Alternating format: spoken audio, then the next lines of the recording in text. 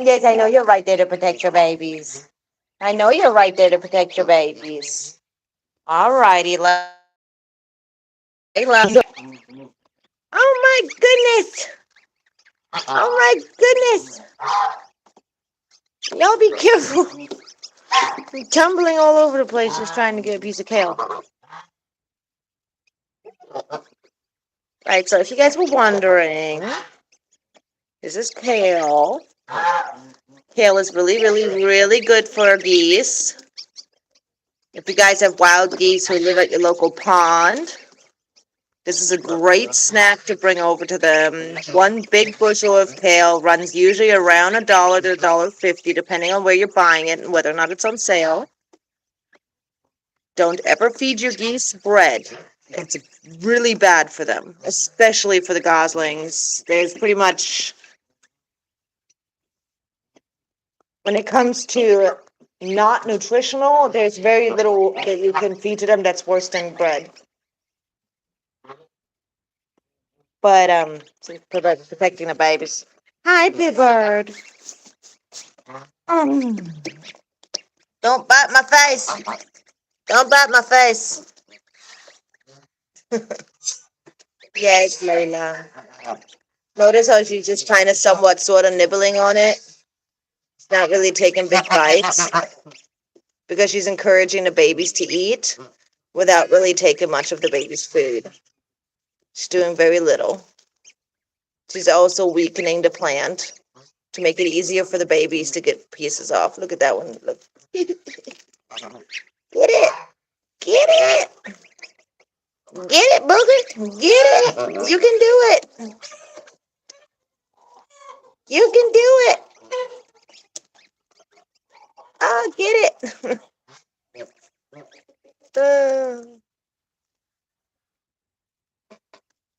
Tiny little raptors.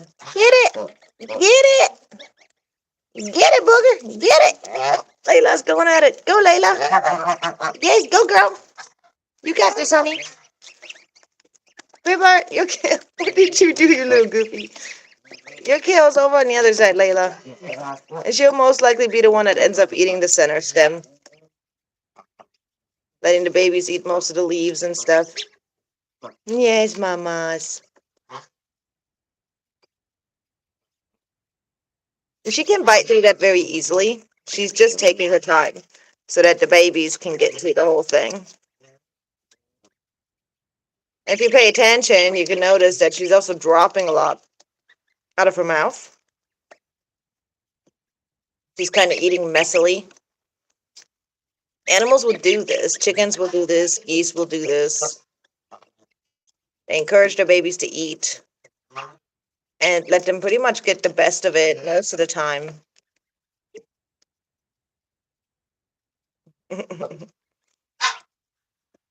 So they can get nice and big and strong. Oh my goodness. Oh my goodness. Ah, let me sit on my knees. Oh, Layla, it's me, Mama. It's me. It's okay. Layla. Layla. Hi, Layla. Hi, Layla. It's okay. I know. I know. You know I won't hurt your babies. Staring at my hand. Hi, Layla. You know I won't hurt your babies. You know I won't hurt your babies. It's okay, Layla. Notice how Layla doesn't attack me. Layla's an exceptionally good mother with her goslings. She's very protective of them, but she's also very smart. She's basically telling me my boundaries. She's telling me that she will hurt me if I attempt to take or hurt her goslings, but she's also not going to hurt me while I'm just hanging out with her and the babies. I do this on a regular basis during the day, in the evenings, even when she can get away. She's often very close to me with the goslings, and I admit that one's struggling. Anyways, and she's exceptionally patient and very sweet. Did they steal your snack? Oh my goodness.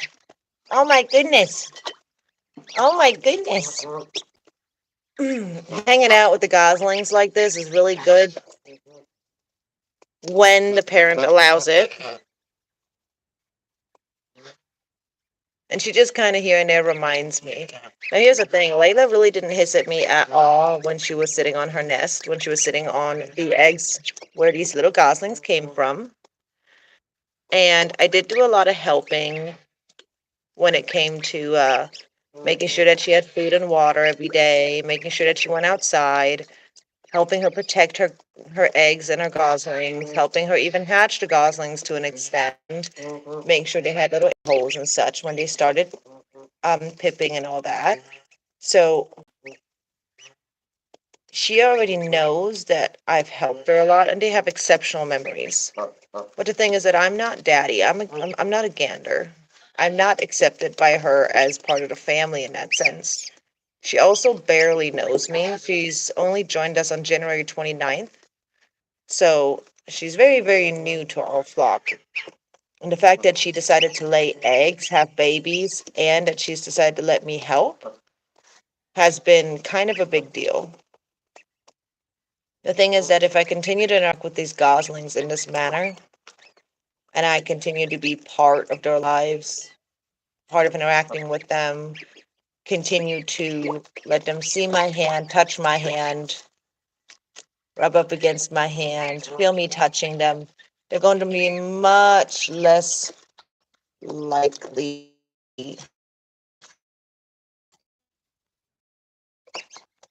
My hand, that's crazy. For some reason, I've got smoke coming off my hand. See that in the video? For a second, the fire.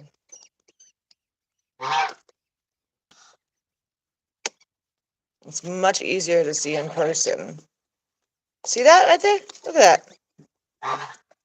How crazy is that? It's not even cold out, really. Hi, Layla. Hi, Layla. Layla. Hi.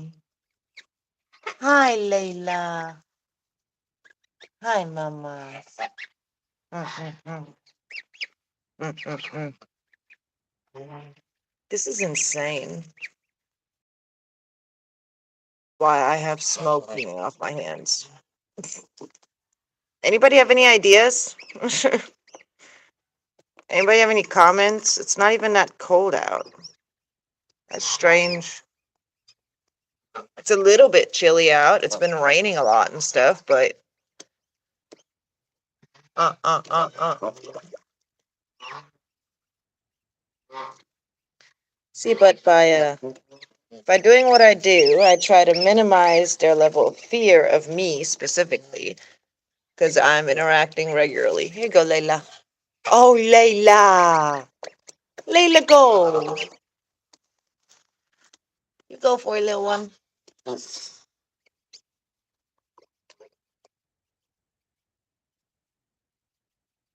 these interactions, I try to make sure I always bring something when I do this, like bring some grass, bring some dandelions, bring feed, bring whatever. Like it's always somehow connected to me interacting in a positive way, so that even when she hisses at me and such, she's still realizing that I'm doing something nice for her and the babies are still associating me with food, with feed, with snacks and treats and things that they enjoy and things that they like. So that's another part that I consider to be very important when it comes to connecting to them. Hey, Charlie, are you curious? Are you curious, Charlie? I do have the privilege of owning some beautiful Canada geese.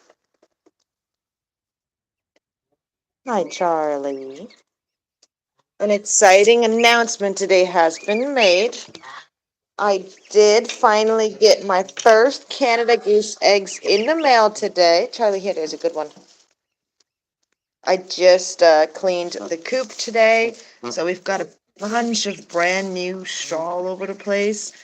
So this is the time where Charlie looks to me to go around looking for the seed heads that were forgotten or missed during the harvest. And she wants me to find them for her so that she can eat them. because that's part of something that Canada geese really enjoy eating.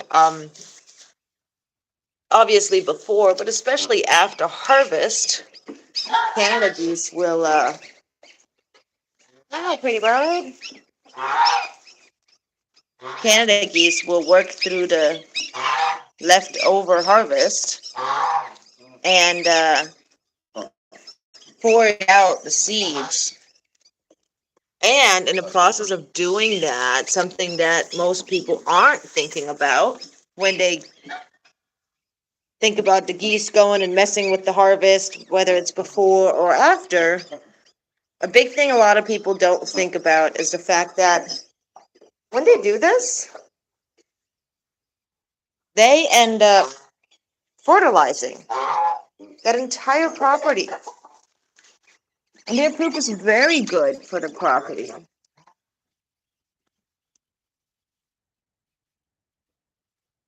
Is that thing going to be an issue? Is that thing going to be an issue? Yep, that thing's going to be an issue. I thought about leaving it in for Mom, but I don't think that's going to work out. You're having a hard time getting out, little booger. Come here, booger. Hey, Mischief. Hi, Mischief. It's okay. And you know you always get to go back to Mama. Yes, Layla, all your babies are there. All your babies are there, Mama.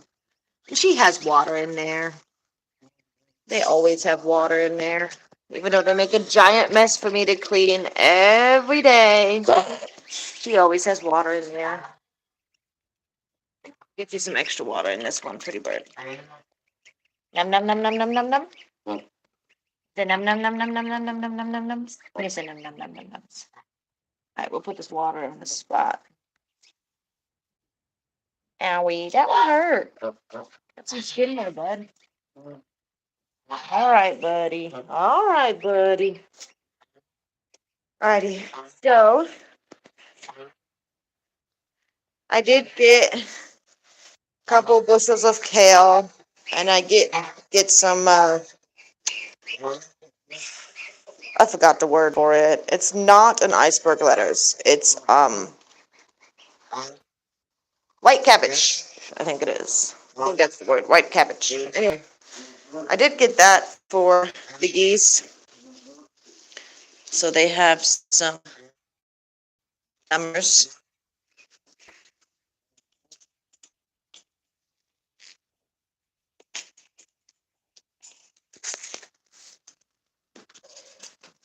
Little bunny the whole time. Hi, pretty bird. Come on. Mm.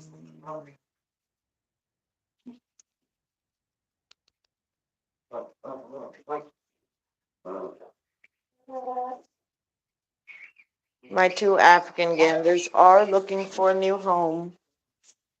Sadly, they cannot remain here. It is not safe for Pretty Bird.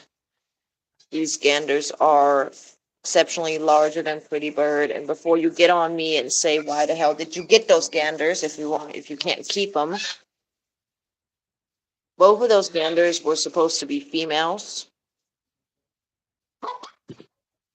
Pretty Bird. Come get you, Num Num. Come on, Goofy. Come on, Pretty Bird.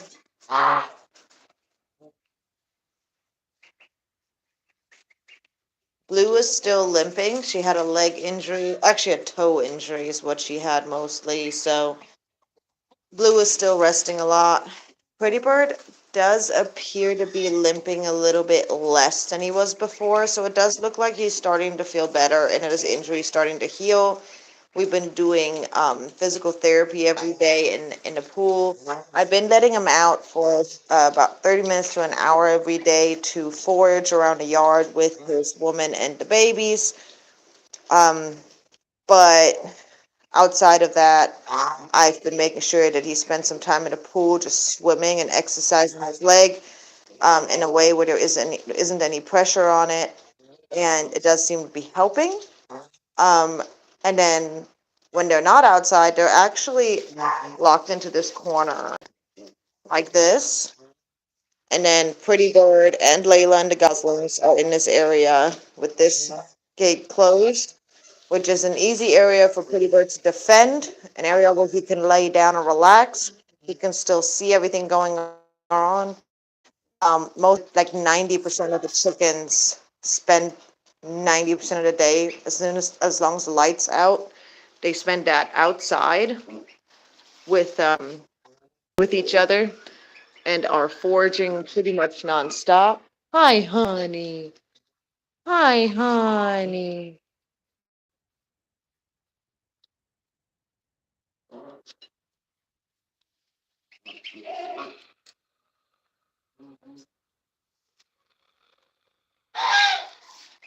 Honey.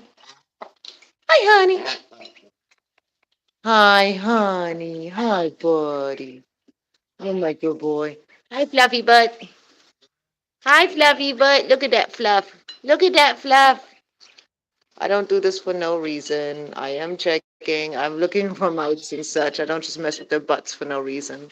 So, with chickens, when you have chickens, you want to check their little behinds in the evenings and just kind of spread their wings so that you can spread the fluff so that you can see the skin.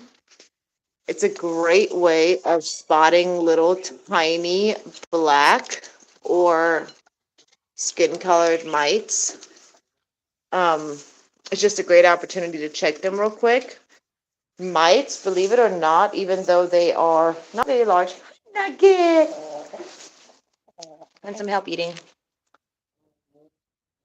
They are actually really, really bad for your chickens, and they can kill your chickens. Over time, they make the chickens feel more and more miserable. And there you go, Nugget. She's like, what the hell did you just do? Here you go, Nugget.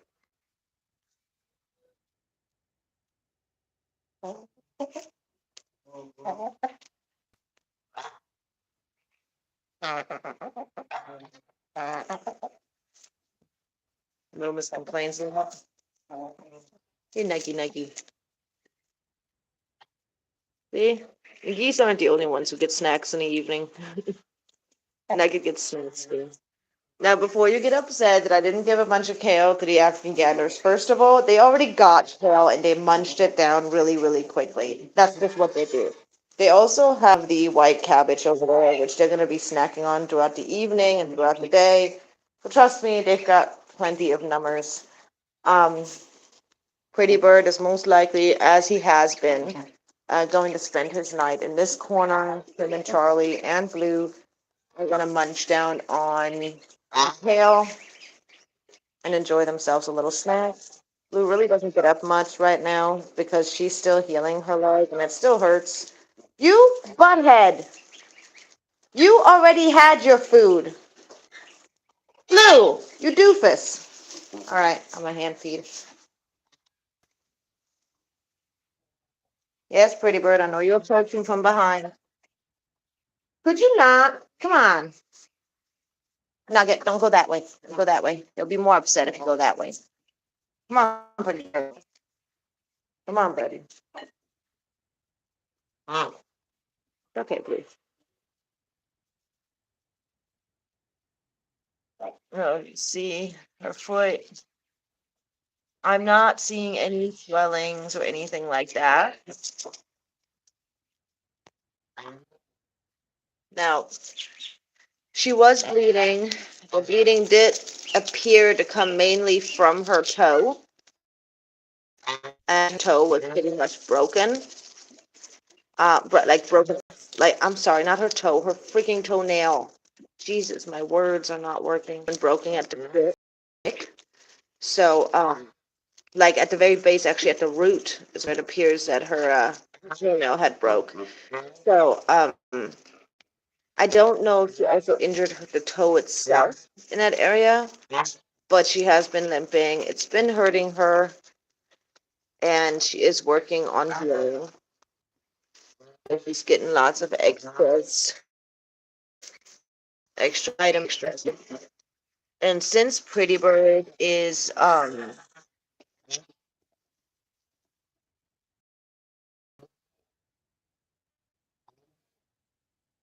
what I noticed through this injury too is that Blue has an issue with her toe growth. So when you look at his toes, actually when she stands up, her toes turn to the side. They are exceptionally long. I've already trimmed them. So I was not aware of that. I don't know if that is because she's overweight, that she's kind of has a little bit more flat feet than some of her other some of my other candidates. If you look at her toe, you can see that her jaws are exceptionally shorter, and they all go forward and then downward. Yes, I'm recording your feet. I'm sorry, Charlie. Whereas hers are exceptionally longer, even though I've already trimmed them. They're much longer than this. And I feel bad for not having money. I think that's part of where they came from. I'm sorry, Mama. So I'll leave it. I'll leave it. No, you don't like being touched. I'm sorry. Here.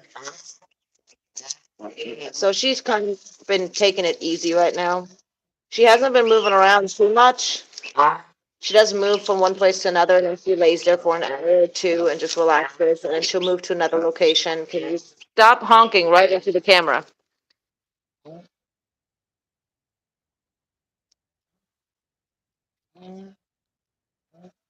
Go on, Blue.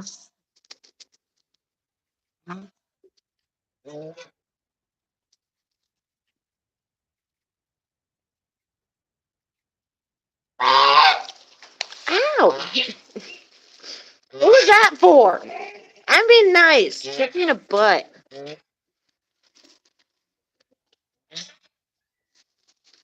You're being a butt on purpose. Here, do you want the back end? Is that what's up? That's my finger. Eat the kale, not my finger. Eat the kale, not my finger. Girl, there you go. What are they saying? They're not starving. Blue. Charlie, can you let Blue have some food? See, kale really isn't her favorite thing in the world. Like, Blue couldn't really care more or less about kale. It just, aren't we? Quit nipping. Nipping. Quit nipping. Nippy. Nippy. See, Blue doesn't like that she can't get away right now. Like that it hurts her to move. Blue, you're okay. Quit flinching. Acting like I've ever hit you. Anyways, Blue's always been like this since we first got her. Quit it. You quit it. Stop trying to steal. Stealer. No, you're being a stealer. Stop it. You already had your food.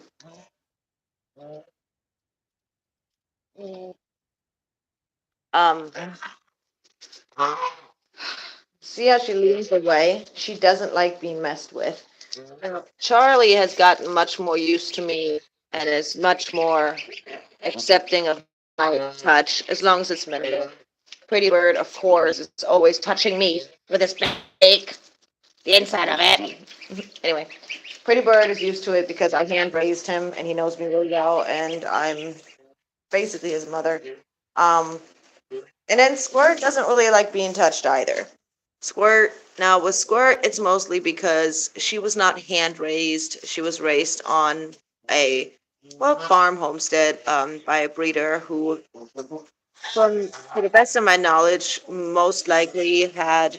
See how she kind of walks away. Now she'll come over for food and such, but she's not one that likes to be touched at all. She's very similar to Blue with that.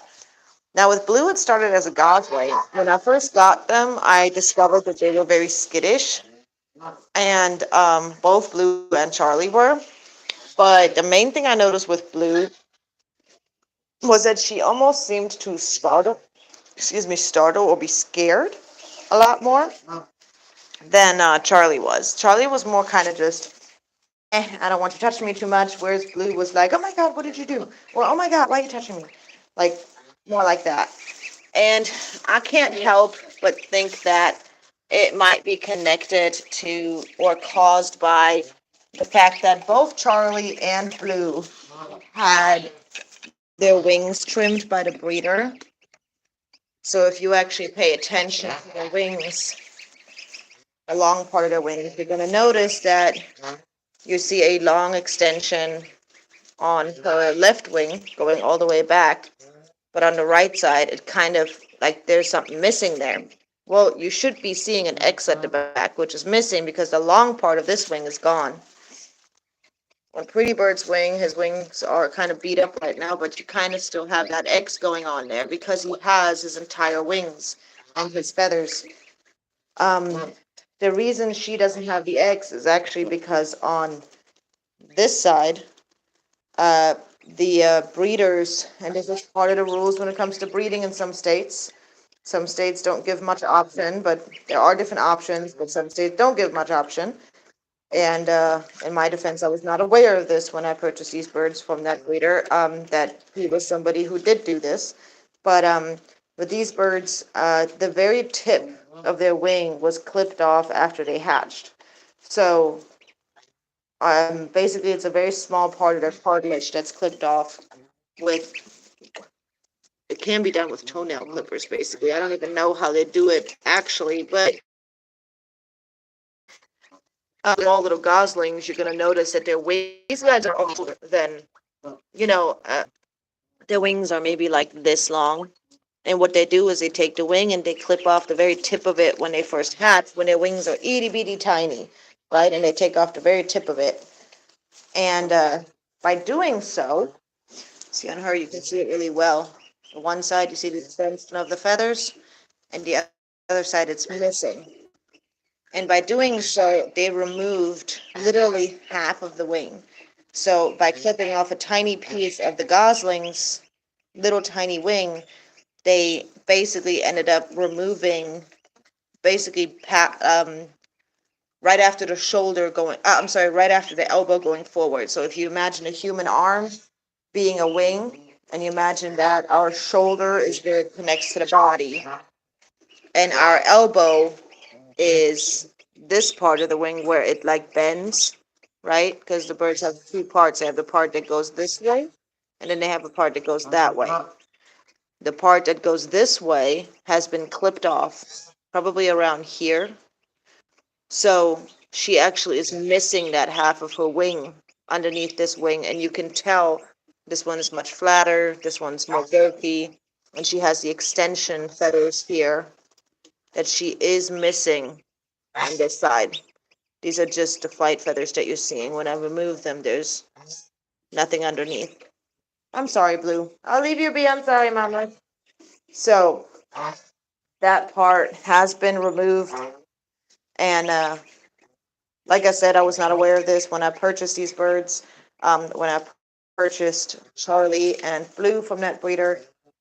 Personally, I don't prefer the procedure that was done on Squirt if it's a must to physically permanently alter them. These birds had two procedures done.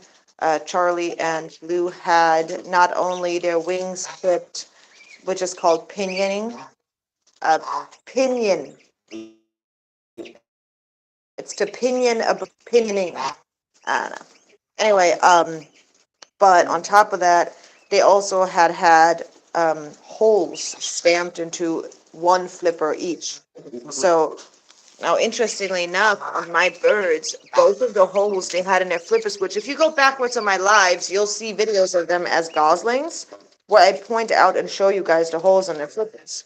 Um, but both of them have healed.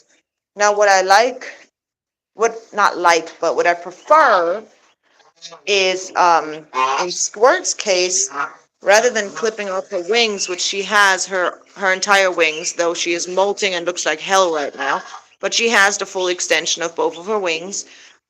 Instead, Squirt had her one of her toes clipped. So what that means is at the tip of the toe on one of her feet, the back toe. So they have their front flippers, right? And they have three. And then on the back, they have a toe that's hanging on the back of their foot, right? Ignore my pinky. They have a toe that's hanging on the back of their leg. And you can see it on her. On one side, the toe is actually larger, and on the other side, it's actually smaller. The reason why is because on one side, it's missing the front where the root is of the nail, and she doesn't have a nail growing from that toe. Now, in my opinion, that procedure is much less invasive, at least. The flipper stamp is also much less invasive. It's more like an earring adjustment, whereas the wing clipping to me seems pretty darn drastic. But another reason I argue that they don't really feel it as much and compare it to the fact that their wings is exceptionally smaller and you're really only taking a tiny part of that cartilage. And you argue in a positive way for it. Um, it still concludes to the fact that when they are adults, they struggle to balance when they're running. So what I notice with my birds is that when they run and they open their wings, and they love to do this, guys. Um, so like, how do I say this? So when I trim Pretty Bird's flight feathers, um, let's imagine these are his flight feathers, right? And I trim them every year. So when I trim his flight feathers, I actually leave the first couple of feathers, and I take away a couple going inward. This does not hurt him. It does not really affect him, which is why Pretty Bird still appears to have that extension. It still appears to be why he still has that balance.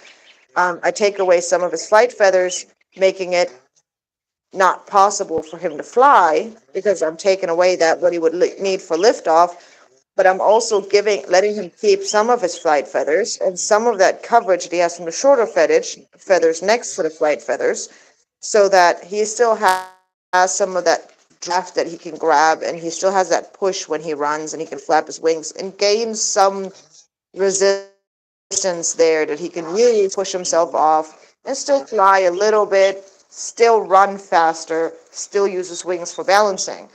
Whereas the Canada geese, not the cackling, the Canada geese are missing half of their wing on one side, which means that that half of the wing is now not there for balancing and is not there to pick up that resistance, like to have that when they're running and they're flapping their wings. And if you imagine sitting in a boat and having one intact paddle and not having another paddle, or having a tiny paddle on the other side, if you row both sides at the same speed, you're going to start going in circles. Well, this is pretty much what happens to the Canada geese. When they run and they open their wings and they start flapping, they start veering like that direction. They start getting pushed in that direction where their wing has been cut, because they have more push and more resistance coming from the wing they're flapping on the left side, and the wing on the right side is shorter and half of it is missing, so they don't have that resistance, they don't have that push from that wing, so they start turning inward towards the right.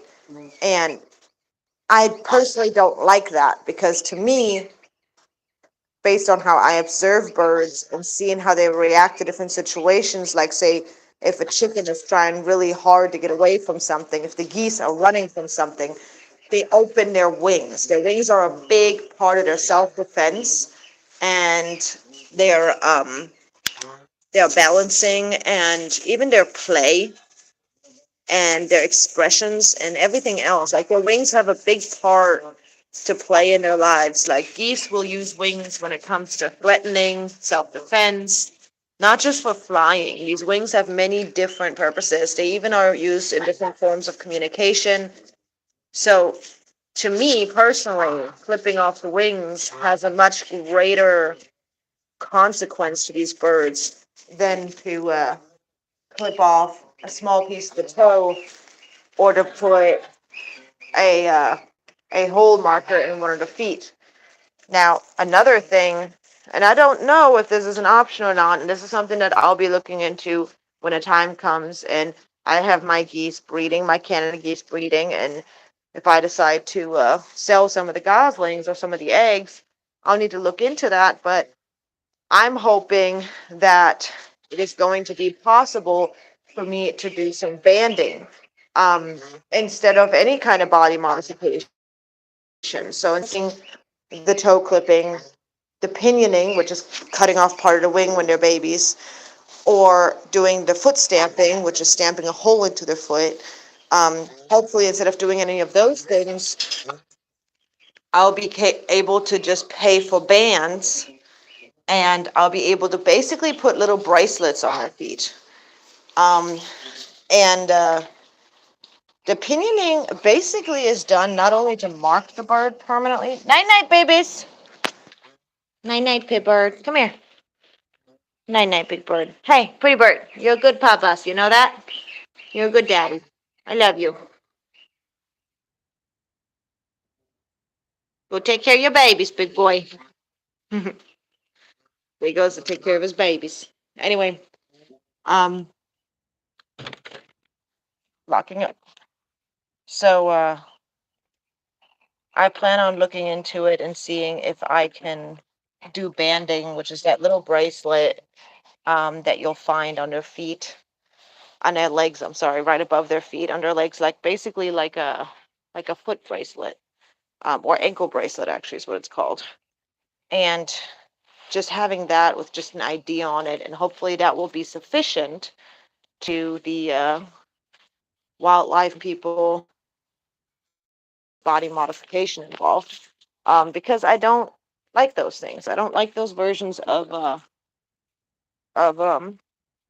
modifying the birds for, you know, to mark them permanently. I just don't like doing that.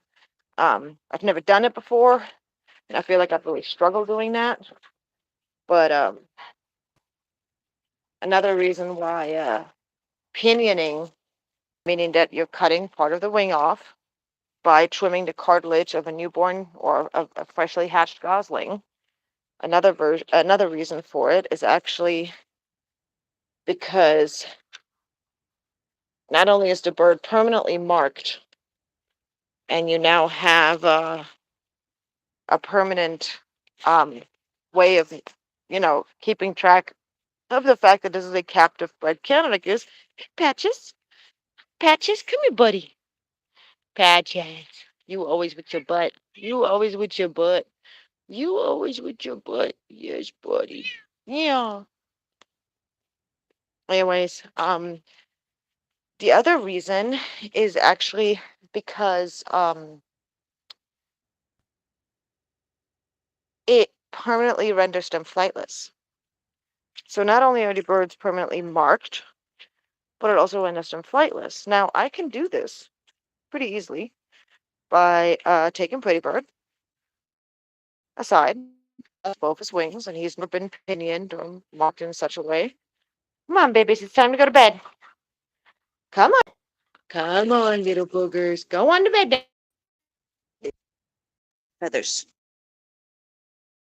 Or I trim it. Go on, Bubba's. Go, because it doesn't. Come on. You know that little cage. Come on, let's go. Let's go, Bubba's. Go. Go on. Go on. Let's go. Go on. There you go. Good job. Let's go. Then I'll move them over. Ooh. Anyway, so like I said, it pretty much renders them permanently flightless, which a lot of people seem to like that. One of the reasons why they like that, Kit, how did you get out?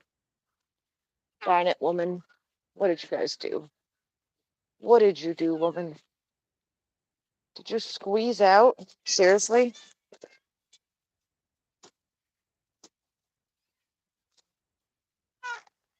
Um,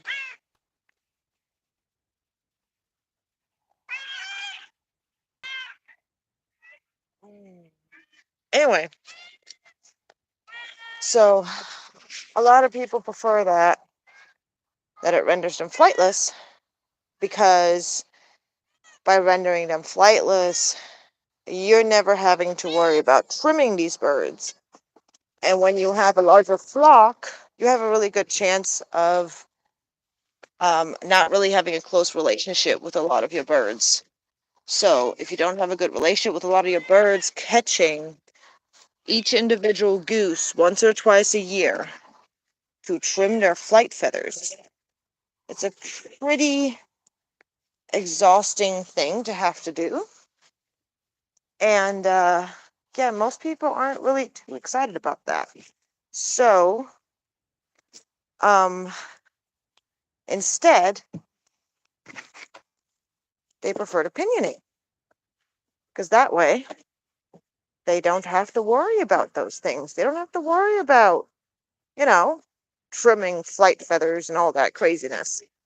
They don't have to worry about the gander beating them up when they try to catch him, um, which hurts. And I get that. And I can understand how it's much more I just tend to not really like the whole argument of convenience personally when it comes to modifying someone's body for it. There's a difference between convenience when it comes to helping an animal and then convenience when it comes to convenience for us as the human counterpart, because, you know, just because we don't want to do something or deal with something. And this is one of the reasons why I hand raise all of my birds. I try to spend a lot of time with each individual bird so that when the time comes that I have to do a procedure or I have to take care of my birds in some form or another, my birds aren't completely freaked out. Like Blue, yes, she doesn't like really being touched. Yeah, she doesn't really like being messed with. But she will let me do things when I need to do something. She'll let me do it. And I think she understands that I wouldn't hurt her, but she also trusts me unlimited. You know what I mean? Like, she doesn't have unlimited trust for me, but at the same time, she seems to acknowledge my intention when I try to help her. Like when I went to trim her nails, she did let me do it. Did let me do what I needed to do to take care of her. Sorry, my water hose is all muddy and dirty.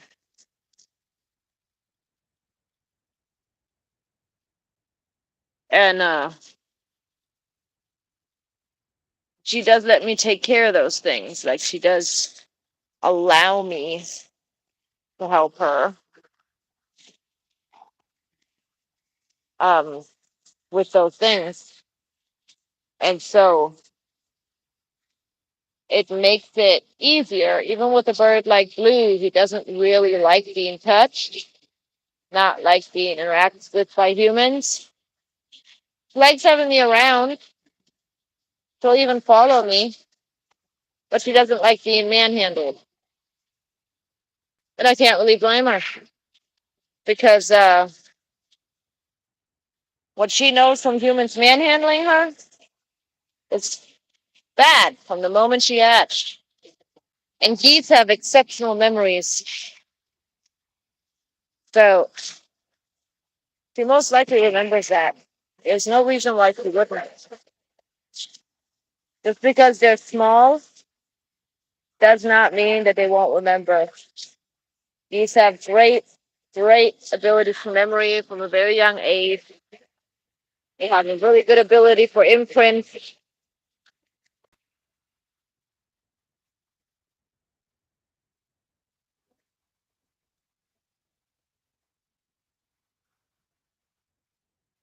So, and it's not um, far-fetched to think that a Canada Goose gosling might remember that the humans hurt her. So, right when she was just a little baby. It's just something to keep in mind when you interact with animals and when you do things or choose to do things. They remember a lot more than we think they do. And no, I'm not humanizing these animals. I'm giving you scientific things, information, things that have been proven that the animals have exceptional memory, that they have facial recognition, that they have the ability to remember negatives, that they have the ability to have trauma and experience things such as sadness, regret, grief. These emotions are there with animals, and it's important that we remember that as humans, we're really not that special when it comes to our feelings. Although we like to think so, we're really not. It's just us being full of ourselves. So, anyway, so like I said, I don't like the opinioning thing too much. Well, I don't like it at all, actually. Um, I don't think it's necessary. Therefore, I think it's kind of ridiculous that we consider that to be a great way of rendering a bird flightless. And don't get me wrong, I understand the reason behind it. I understand why we don't want these birds to rejoin the wild flocks.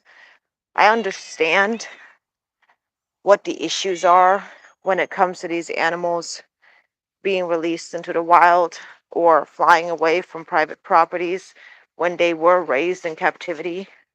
There are some serious issues and concerns there that are 100% valid. There are a lot of things like bacteria and such that our captive animals are exposed to that our the wild counterparts never experience. So for them to oh Jesus Christ.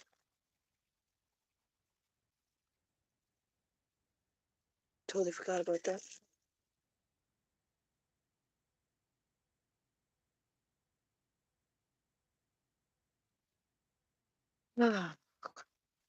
Anyway, I know what I'm doing tomorrow. So anyway, what I was saying was I forgot my train of thought.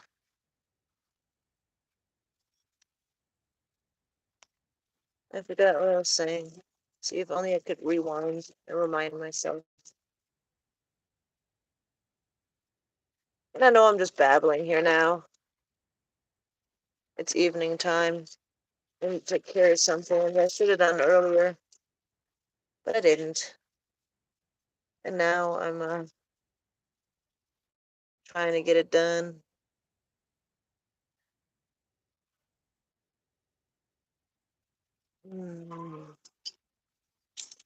I need to switcheroos. Where is it?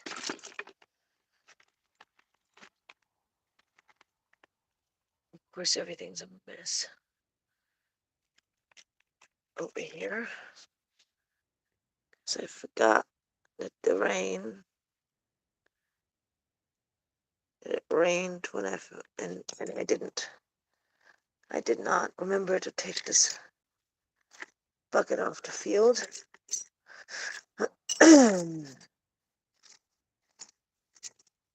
Not normally forget this stuff.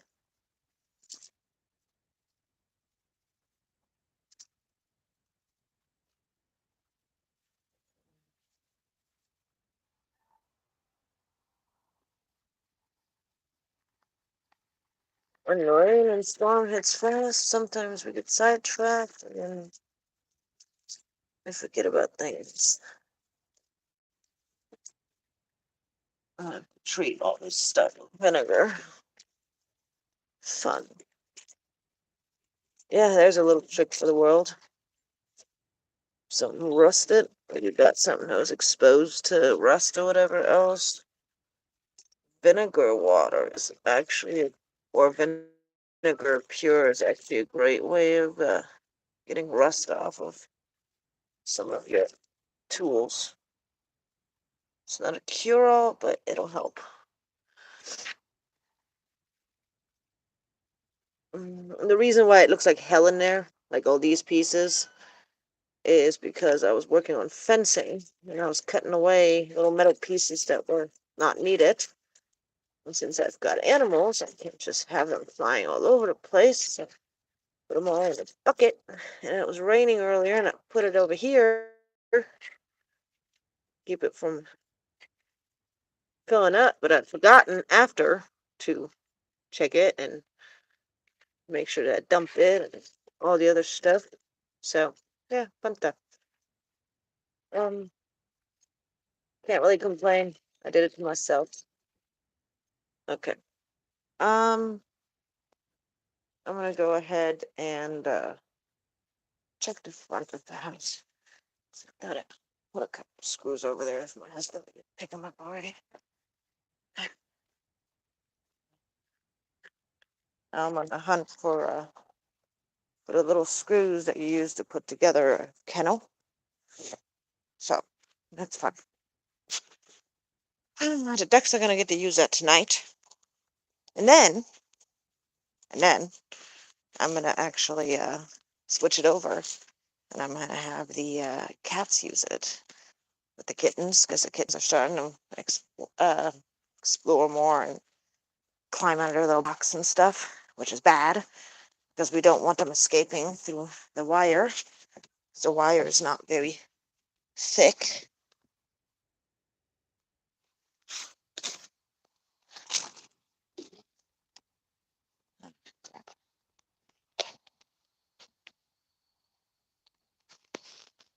Okay, hold on.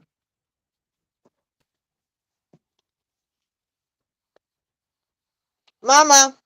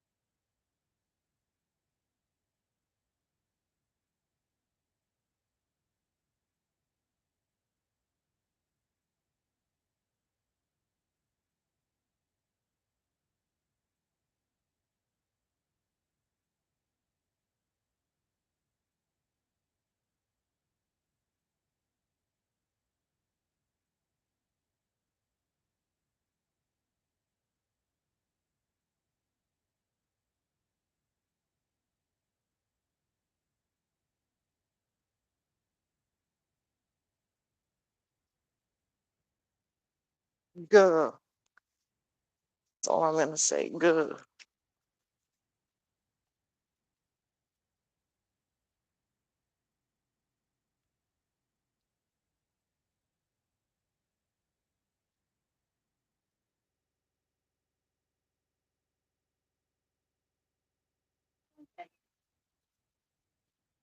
Perfect. Thank you.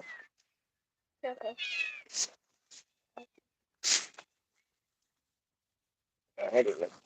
Here, so put it in here.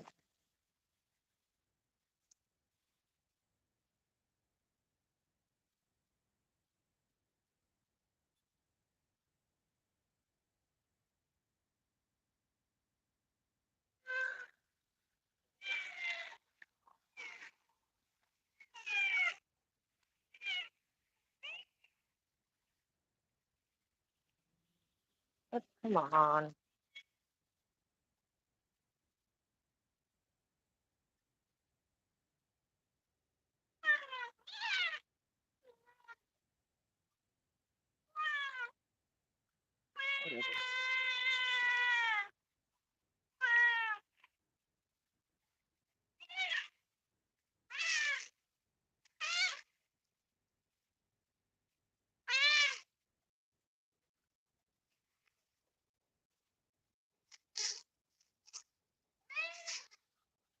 When in doubt, use zip ties or twisty ties, but they will work too.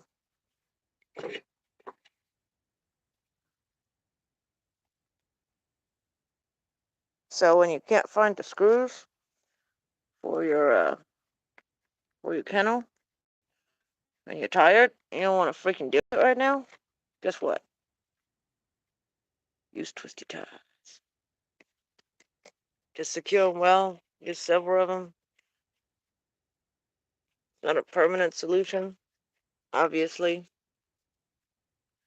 I'm going to be looking for the uh, the actual screws that I meant for this.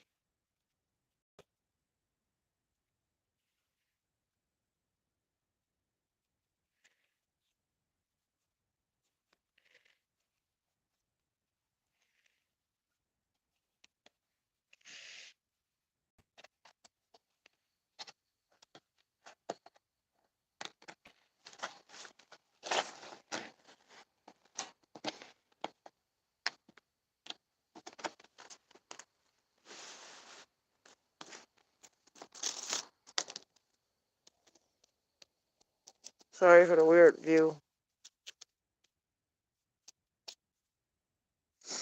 That's the other thing. When you've got animals like this, keep in mind there's going to be times when things are going to get messy, and things are going to get nasty, and things are going to get stressful, and things are going to get very emotionally frustrating. Like, imagine when, rather than worrying about one or two pets, you're worried about 30 pets, right?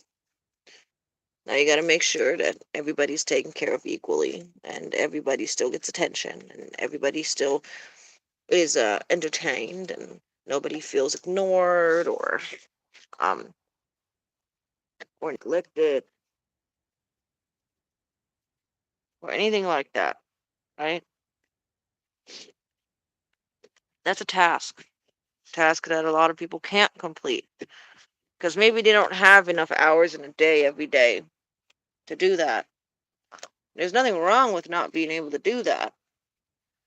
But before you get yourself a big old flock of birds and take on, I don't know, 20, 30 chickens or 20, 30 geese or some geese and some chickens, before you do that, keep in mind that every individual bird, every individual animal has a personality, is going to have needs, and some of those needs are going to be exhausting.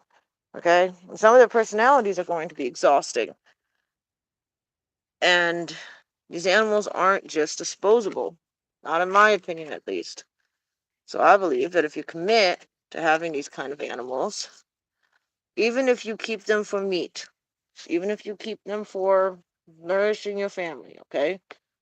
Which I acknowledge is something people do a lot. And I acknowledge it's a different way of life. But here's the thing.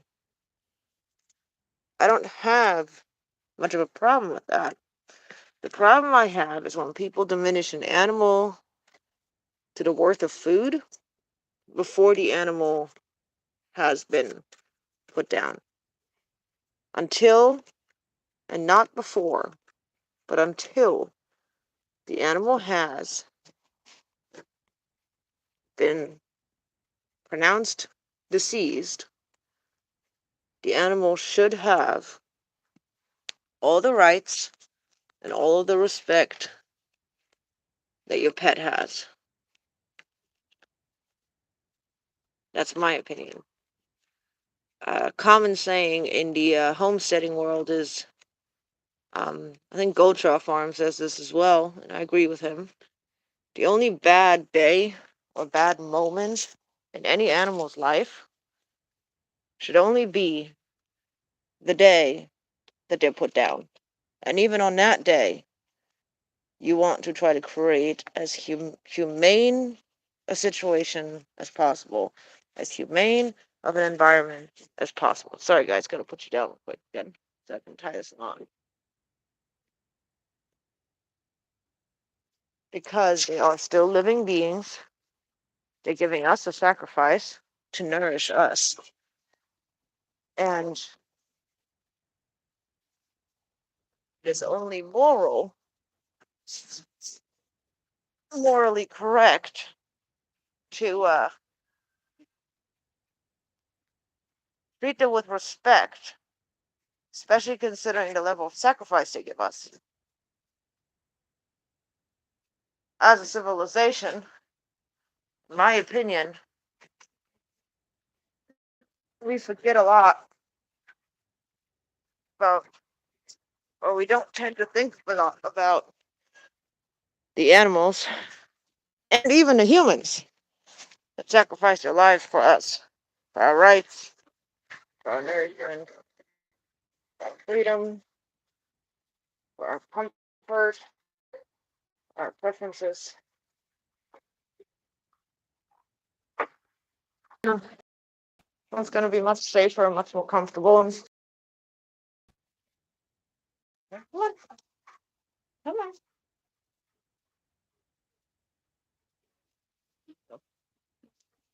go in there. You too. Come on, you too. Oh, come on, come on,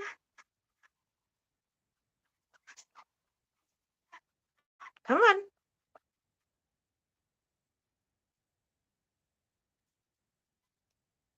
So, an interesting factor about herding animals is that you don't need to move your hand a lot to herd them. In a situation like this, all I do is I go left, right, a little bit forward. I go off to the side, off to the other, but at a far distance without really making fast movements like I'm going to grab them.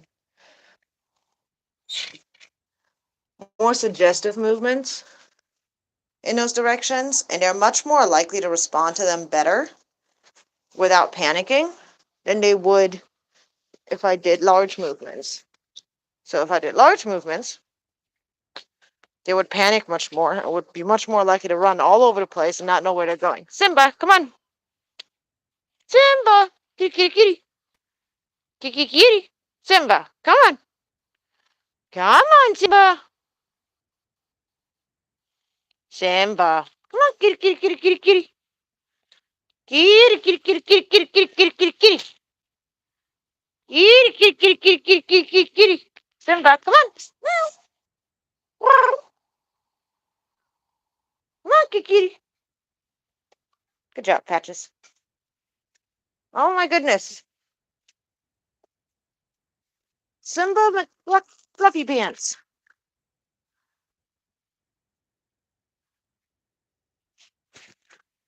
Why'd you follow me over the mud if you don't like it? Huh? Big fluffy spoiled butt. Gotta close up, dude. And yes, even at night, I close the gate. You should never leave a gate open. It's actually the number one rule. Every time you're on a farm, here's one thing a farmer will really, or a homesteader will really appreciate. Okay? Do not ever keeping inside. You don't know what its purpose is. Every single gate should always be left and found it. Meaning that whether you drive your car through a gate that you believe is just a random gate, whether you find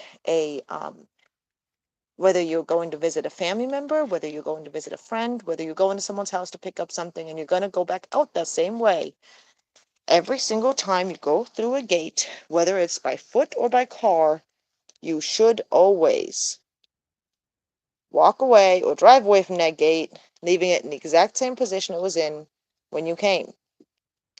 And if it was open, it's often a good idea to close it, to be honest. Generally, the rule is leave it in the position it was in because usually it is open. I'm sorry, closed. Usually gates are closed when you find them. There's a good reason for it. Say, for an example, you're not going to see any animals in the aviary, right? There's no reason, visual reason, for any other person, and any other person's opinion, for my aviary to be locked up, right? But I have a reason for it. See, the door to my coop does not have a lock on it. I close it the best I can, as secure as I can, right? Using bungee cords and such to keep any predators from getting in. But if I had a smart problem solver like a raccoon trying to get in, they'd probably figure their way out. They probably would figure it out. So, by closing up the aviary to the weakest point of my coop, I'm creating a secondary shield around the coop, creating a harder path for a predator to get in, keeping out a lot of the larger predators. And I'm making it so that there's much more ruckus and much more noise and much more time for it to wake me and for me to get outside to go and save my birds. So the more barriers you have, the better. How's the bebes? How's the bebes, mamas? Huh? Meow, meow, meow. Meow, meow, meow, meow, meow, meow, meow, meow, meow, meow, meow, meow, meow, meow.